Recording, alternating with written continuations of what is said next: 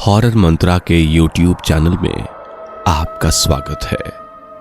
आज के horror story का नाम है राजस्थान के कोटा शहर की खौफनाक घटना, जिसे सुनकर आपके रोंगटे खड़े हो जाएंगे। अगर रात के 12 बजे इस हॉरर स्टोरी को सुन रहे हैं तो पहले पेशाब जरूर कर लेना, वरना पैंट गीली हो जाएगी। तो हेडफोन्स लगा के कमरे की लाइट्स ऑफ कर लें, क्योंकि यह वक्त हो रहा है डर का सच्चा एहसास करने का।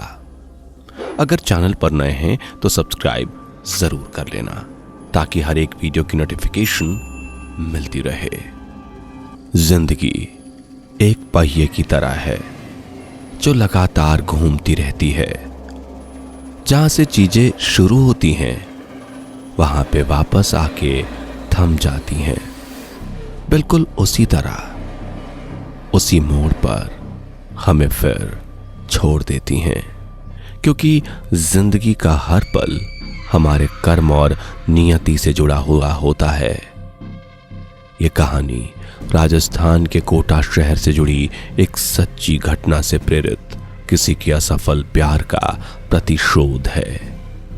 सपना सलोनी और उनके मासूम दोस्तों की दास्तां है, जो समय के दुष्चक्र में फंस गए और उस मोड़ पर आके थम गए जहां मौत उनका इंतजार कर रही थी। राणा साहब एक बहुत ही अमीर और आलीशान हवेली के मालिक थे। उन्हें अपने से 10 साल छोटी उम्र की लड़की से प्यार हो गया था, लेकिन वो लड़की राणा साहब को अपने प्यार के माया जाल में फंसा के उनकी जायदाद को छीन लेना चाहती थी। एक बार उस लड़की ने अपने प्रेमी के साथ मिलकर राणा साहब को मार मार कर जिंदा जमीन में गाड़ दिया। राणा साहब चीखे चिल्लाए, लेकिन उस लड़की ने उनकी एक न सुनी। बाद में राणा साहब ने मरते मरते श्राप दिया, मैं किसी को नहीं छोड़ूंगा, हर प्रेमी को मार दूंगा। जिस तरह मेरे साथ धोखा हुआ, मैं हर प्रेमी को मिटा दूंगा, मैं सबको मिट्टी में मिला दूंगा। और राणा साहब की मौत हो गई।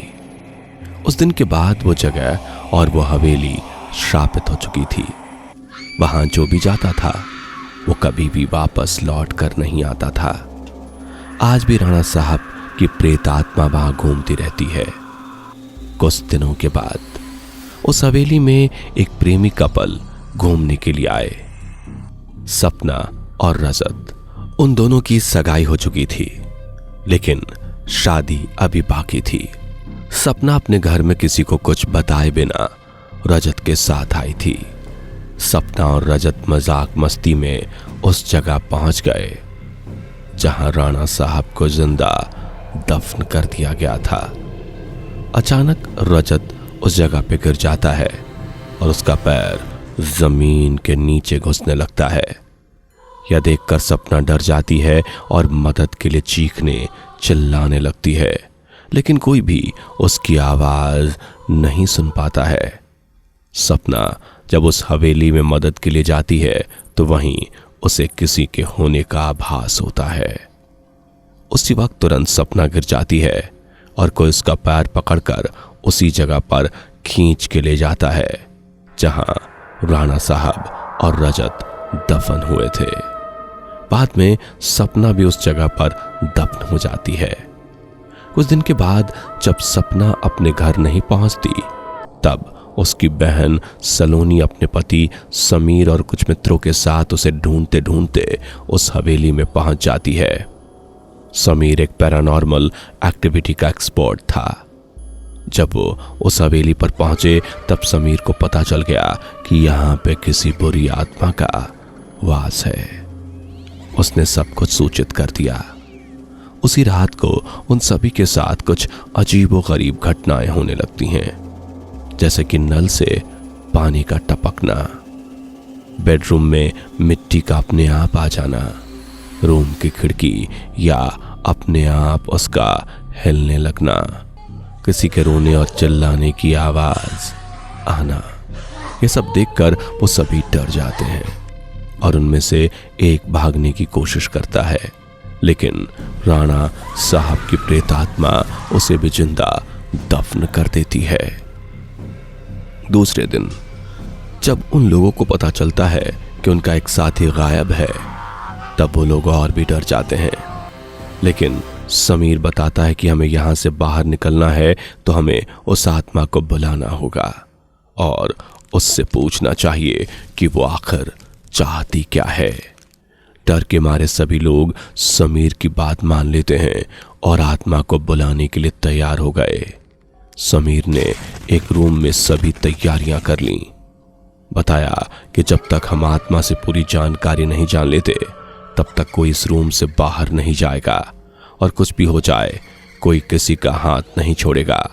समीर ने तंत्र मंत्र से आत्मा को बुलाना शुरू कर दिया। कुछ ही देर में तेज पवन और बिजली के साथ राणा साहब की आत्मा रूम में आ गई। समीर ने उस आत्मा से बात की, आखिर तुम क्या चाहते हो? तो लोगों को मार क्यों रहे हो? कौन हो तुम?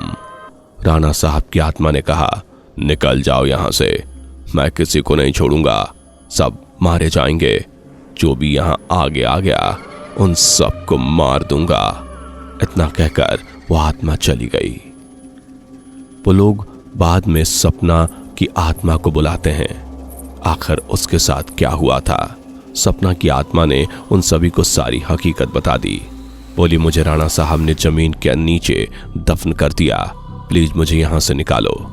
सलोनी ने अपने बहन से पूछा, राणा साहब की आत्मा को कैसे मारा जाए? सपना की आत्मा ने बताया कि जहां राणा साहब ने हम सबको दफनाया है वहां पास में माताजी का त्रिशूल है। उस त्रिशूल से राणा साहब की आत्मा को मारा जा सकता है और इस महल को उनके चंगुल से बचाया जा सकता है। इतना कहकर सपना की आत्मा चली गई। समीर, सलोनी और बाकी दोस्त तुरंत उस जगह पर गए और राणा साहब को जहां दफनाया गया था, राणा साहब की आत्मा ने उन सभी को त्रिशूल के पास जाने के लिए रोका, लेकिन सलोनी किसी भी तरह त्रिशूल के पास पहुंच गई और उसी त्रिशूल से राणा साहब पे वार कर दिया। कुछ ही देर में राणा साहब और उनके साथ में वो सभी आत्माओं को मुक्ति मिल गई जिसे राणा साहब ने दफनाया था। दोस्तों, आपको ये कहानी कैसी लगी प्लीज हमें कमेंट करके जरूर बताएं।